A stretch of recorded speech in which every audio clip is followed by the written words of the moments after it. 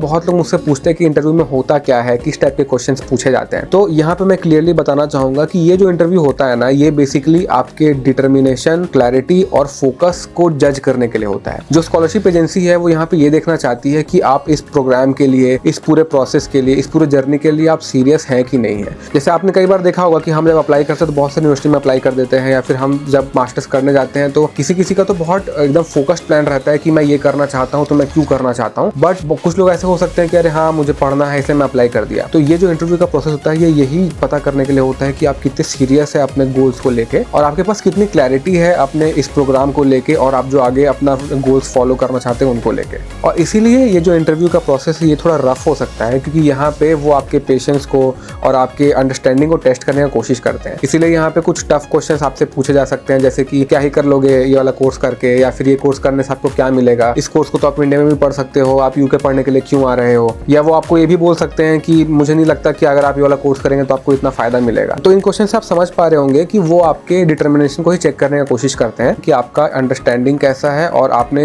जो अप्लाई किया है, जो पढ़ने के लिए अप्लाई किया है, जो आपने अपने गोल सेट करके रखा है उसमें कितनी सच्चाई है और आप कितनी सीरियसली से उसे फॉलो करना चाहते हैं। तो मैं तो यही सजेस्ट करूंगा कि अगर आप उस इंटरव्यू प्रोसेस तक पहुंच जाते हैं तो उस पॉइंट पे जो भी आपको बोला जाए आप उसे पर्सनली ना लें, वो आपको टेस्ट करने की कोशिश कर रहे हैं। तो उस पॉइंट पे आपको जो सही आंसर लगता है कि ये मैं असली में बिलीव करता हूँ, उस टाइम पे आप वही आंसर दें। वहां पे आप कोई मन घड़त कहानी बनाने की कोशिश ना करें।